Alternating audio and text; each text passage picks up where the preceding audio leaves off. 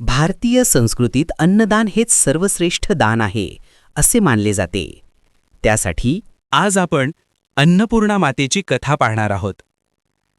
कैलास पर्वतावर भगवान शंकर आणि माता पार्वती संवाद करीत होते.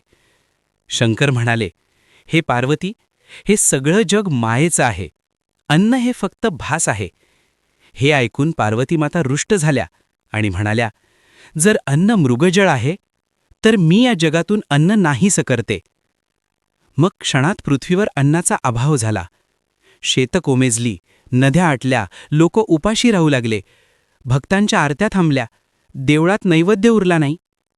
स्वतः भगवान शंकर भिक्षेच्या भांड्यासह भटकू लागले, पण कोणाकडे संधा नव्हतं. भुकेनं थकलेले शंकर जगभर फिरत राहिले. तेव्हा काशीनगरीत सुवर्णप्रकाश पसरला.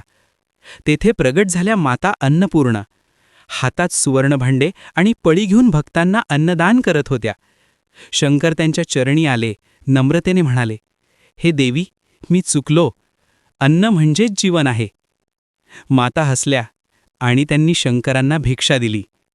ते अन्न दिव्य तेजानं झळकू लागले. अन्नपूर्णा माता म्हणाल्या, अन्न हेच दैवी आहे. अन्नदान हेच सर्वश्रेष्ठ दान आहे. लोक पुन्हा आनंदानं अन्न तयार करू लागले, एकमेकांना वाटू लागले.